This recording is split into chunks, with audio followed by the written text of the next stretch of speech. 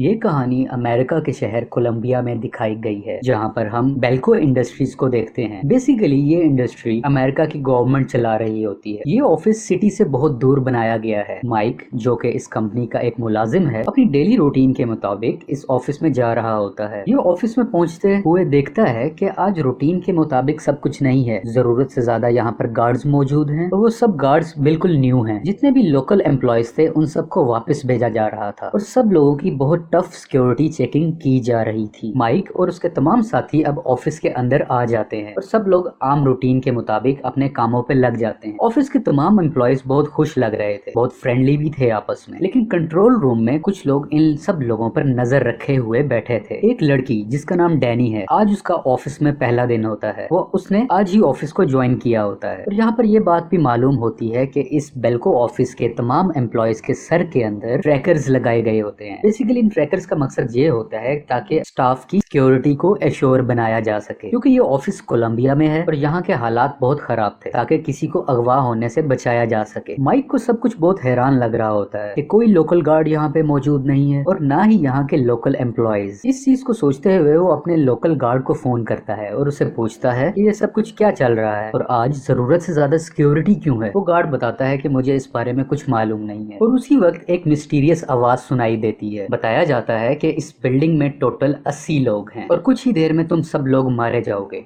अगर जिंदा रहना चाहते हो तो मुझे सुनो और मेरे ऑर्डर्स को फॉलो करो और तुम सबको जो भी टास्क दिए जाएंगे उन सबको कंप्लीट करना होगा। पहला टास्क दिया जाता है, murder any 2 of your fellow employees in next half hour, यानी अगले आधे घंटे में अपने 2 साथी एम्प्लॉयज को मारना होगा। इंस्ट्रक्शन में ये भी बताया जाता है कि आप अपने किसी भी एम्प्लॉयज को जान से मार सकते हैं और अगर ये टास्क पूरा ना हुआ तो इसका नतीजा आप सबको बहुत सख्त भुगतना होगा। और इसके साथ ही ये मिस्टीरियस आवाज खत्म हो जाती है। सब लोग हैरान तो होते हैं, लेकिन इस बात को एक प्रैंक समझते हैं, एक मजाक समझते हैं और अपने काम की तरफ ध्यान देने लगते हैं। और थोड़ी देर में इन सब के मोबाइल फोन्स के सिग्नल भी चले जाते हैं, यानी कि अब इनके मोबाइल फोन्स में कोई सिग्नल नहीं है, ये किसी से राब्ता नहीं कर पाएंगे। यहाँ पर एक मिड एज लेडी भागने की कोशिश करती है, क्योंकि वो बहुत डर चुकी होती है। वो जैसे ही बाहर भागने लगती है तो इस बिल्डिंग के शीशों पर मेटल शीट्स आ जाती हैं और तमाम शीशे इस मेटल शीट से कवर होने लग जाते हैं और तमाम बिल्डिंग मुकम्मल तरीके से सील हो जाती है। ये सब देखकर सब लोग बहुत पैनिक हो जाते हैं, बहुत डर जाते हैं। माइक अपने कुछ वर्कर से कहता है, ब्लोइंग टॉर्चर मशीन ले आओ और इस मेटल प्लेट्स को पिघलाकर काट दो। ये इसको काटने की कोशिश करते हैं, लेकिन इस प्लेट पर कुछ असर नहीं होता, क्योंकि ये बहुत मजबूत और मोटी तह की बनी होती है। यहाँ पर इस कंपनी के बॉस, जो कि सीईओ हैं, उनका नाम बैरी होता है। वो कहते हैं ये गवर्नमेंट बिल्डिंग है, किसी को पैनिक होने की जरूरत नहीं है। किसी मिस्टेक की वजह से ये मेटल प्लेट्स शीशे पर आ गई होंगी, तो आप सब लोगों को डरने की जरूरत नहीं है। लेकिन माइक इन सब चीजों को होता देखकर मजाक नहीं समझता। उसे लगता है कि कुछ सीरियस इशू है। ऑफिस के कुछ लोग बिल्डिंग की छत पर चले जाते हैं और वहां पर वो गार्ड्स को इशारा करते हैं कि हमारी हेल्प करें, लेकिन गार्ड उनको देखकर बिल्कुल इग्नोर कर देता है। उस मिस्टीरियस वॉइस का दिया गया टाइम अब मुकम्मल हो चुका था और अचानक से छत पर एक लड़की के सर पर बुलेट लगती है और वो वहीं पर मर जाती है। और बिल्डिंग के अंदर भी 3 और एम्प्लॉयज को बुलेट सी लगती है। ऐसे लगता है जैसे उनको बुलेट मारी गई है, उनका सर फट जाता है। ये सब लोग इसलिए मरे होते हैं क्योंकि मिस्टीरियस वॉइस ने उन्हें कहा गया होता है कि अपने 2 एम्प्लॉयज को मारें, क्योंकि इन्होंने नहीं मारा होता तो ये बेकसूर लोग अपनी जान से हाथ धो बैठते हैं। ये सब देख के सब लोग बहुत डरते हैं और भागना शुरू कर देते हैं और जिसको जहां जगह मिलती है वो वहां जाकर छुपने लगता है।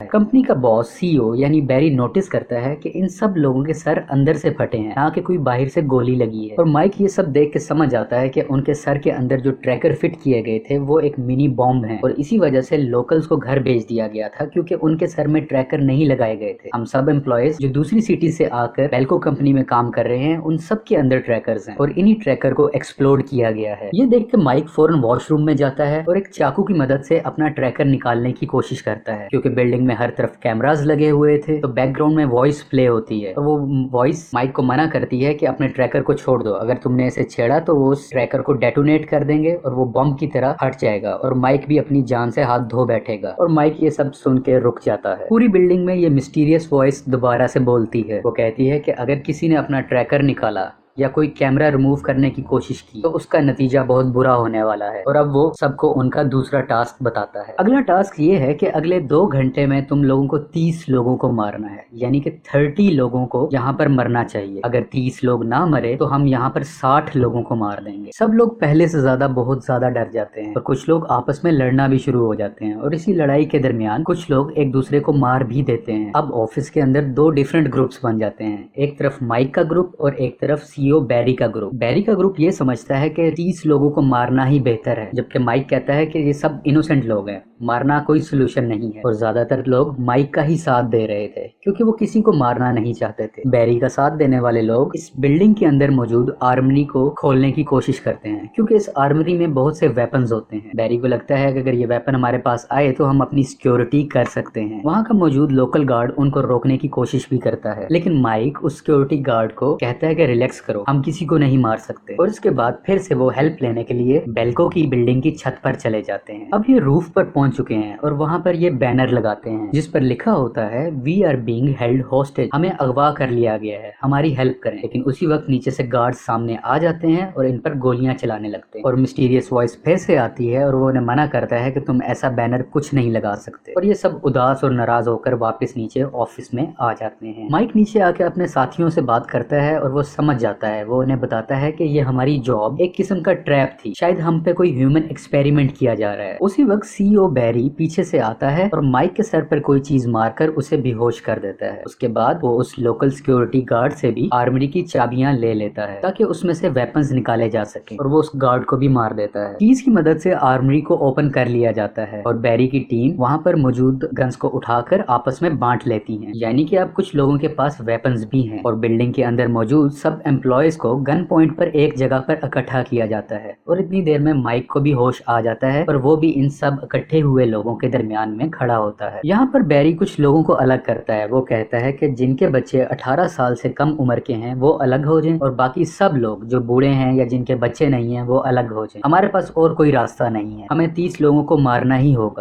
क्योंकि बैरी सीईओ है इस कंपनी का, वो हमेशा से ऑर्डर्स लेना जानता था और ऑर्डर्स देना जानता था और यहाँ पर भी वो ऑर्डर ही देता है। उसको ऑर्डर्स को फॉलो करना ही ठीक लगता है। सबसे पहले बैरी और लोगों को मारने के लिए चूज करता है और कुछ रैंडम लोगों को एक अलग से लाइन में बिठा दिया जाता है। वो और लोगों को मारना शुरू कर देता है और कुछ लोगों को गोली मार के मार भी देता है। दूसरी तरफ डैनी जो कि न्यू एम्प्लॉय थी, जिसने आज ही ऑफिस को ज्वाइन किया था, वो डर के मारे एक जगह पर छुपी हुई थी जिसके बारे में किसी को मालूम नहीं था। वो जब गन शूट की आवाज सुनती है तो लाइट्स के मेन स्विच को बंद कर देती है जिसकी वजह से अंधेरा हो जाता है और सब लोग इधर उधर भागने लग जाते हैं। अब कमरे में रोशनी नहीं है, लेकिन बैरी और उसकी टीम अंधाधुंध शूटिंग करने लग जाते हैं, अंधाधुंध फायरिंग करते हैं और उस वजह से भी बहुत से लोग मारे जाते हैं। और कुछ देर बाद ऑफिस की लाइट दोबारा आ जाती है और वो मिस्टीरियस वॉइस दोबारा से कहती है कि अभी तक 29 लोग मारे गए हैं, यानी कि 29 ना कि 30, और तुम्हारे पास सिर्फ 2 मिनट रहते हैं और इन 2 मिनट में अगर एक और किलिंग ना हुई तो हम लोग तुम्हारे 30 और लोग मार देंगे, जो कि इंस्ट्रक्शंस का हिस्सा था। बैरी लोगों को ढूंढने की बहुत कोशिश करती है लेकिन वहाँ पे अंधेरा होता है। वो अपने गिवन टाइम में उनको नहीं ढूंढ पाता और इतनी ही देर में टाइम भी ओवर हो जाता है। मिस्टीरियस वॉइस अनाउंस करती है कि तुम्हारा टाइम ओवर हो चुका है और अब एक एक करके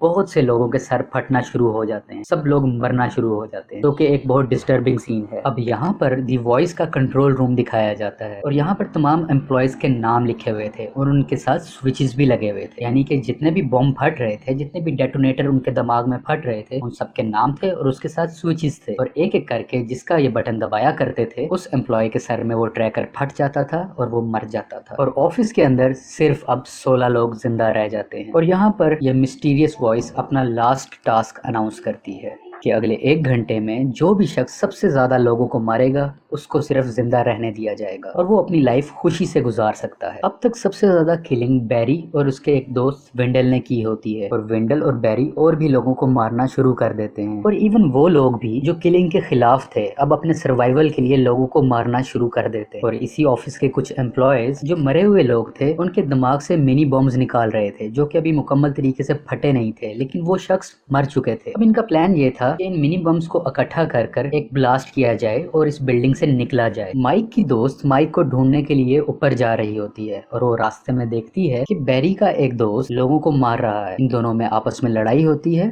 और वो एक कुल्हाड़ी की मदद से उसके सर पर वार करती है और उसको जान से मार देती है। अब विंडल भी मारा जा चुका है क्योंकि बैरी और विंडल ने ही सबसे ज्यादा किलिंग्स की होती हैं। इसके बाद वो माइक से जाकर मिलती है। वो माइक को वो बॉम्ब्स भी दिखाती है। माइक वो बॉम्ब ले लेता है और अपनी जेब में रख लेता है और उसी वक्त बैरी भी वहां पर आ जाता है और इन दोनों पर शूट करने लगता है। शूट के दरमियान एक गोली माइक की दोस्त को लग जाती है और वो जख्मी होकर बिल आखिर मर जाती है। वो लड़की डैनी जिसने आज ही ऑफिस ज्वाइन किया था, उसको लगता है कि अब सब कुछ रुक चुका है। वो लिफ्ट से नीचे आती है और उसी वक्त बैरी उसके सर पर गोली मारकर उसे भी मार देता है। अब पूरे ऑफिस में माइक और बैरी ही जिंदा बचते हैं। माइक बहुत गुस्से में होता है क्योंकि उसकी फ्रेंड को मार दिया गया होता है और वो गुस्से की हालत में बैरी पर हमला करता है। दोनों में आपस में बहुत लड़ाई होती है और माइक के हाथ में एक टेप फोल्डर हाथ में लगता है जिसकी मदद से वो बैरी के सर पर मारना शुरू हो जाता है। गुस्से की हालत में बार बार मारता है और बिल आखिर बैरी भी मर जाता है। माइक इसके बाद रोने लगता है, बहुत उदास होता है क्योंकि माइक ही सिर्फ अकेला होता है जो पूरे ऑफिस में जिंदा बचता है। इस गेम का सोल सर्वाइवर सिर्फ माइक है और उसी दौरान तमाम मेटल प्लेट्स हट जाती हैं, तमाम विंडोज ओपन हो जाती हैं और अंदर दो गार्ड्स आते हैं और माइक को उठाकर एक दूसरे कमरे में ले जाते हैं। माइक की हालत बहुत खराब है, वो सही से चल भी नहीं सकता। माइक को ऐसे कमरे में लेकर जाया जाता है जहाँ से ये पूरा एक्सपेरिमेंट कंट्रोल किया जा रहा था। वहाँ पर एक ओल्ड एज साइंटिस्ट बैठा हुआ था और भी कुछ लोग मौजूद थे। वो ओल्ड एज साइंटिस्ट बताता है कि तुम जो आवाज सुन रहे थे वो मेरी आवाज थी। मैं एक इंटरनेशनल ऑर्गेनाइजेशन का हिस्सा हूँ जो ह्यूमन बिहेवियर्स पर एक्सपेरिमेंट्स करते हैं कि जब उन पर एक टफ सिचुएशन आएगी तो वो किस तरह से रिएक्ट करेंगे, और ये सब एक्सपेरिमेंट हम इसी मकसद के लिए कर रहे थे। और वो साइंटिस्ट माइक से पूछता है कि अब बताओ माइक, तुम कैसा फील कर रहे हो। माइक उसे कहता है कि क्या तुमने मुझे मिनी बॉम्ब्स उठाते हुए देखा था। साइंटिस्ट थोड़ा सा हैरान होता है क्योंकि माइक ने वो तमाम मिनी बॉम्ब्स उसके साथ आने वाले गार्ड्स और उस ऑफिस के अंदर रख दिए थे जहाँ पे ये सब लोग बैठे होते हैं। इसी कंट्रोल रूम के अंदर वो बॉम्ब्स इसने रख दिए थे और फौरन से भागकर उस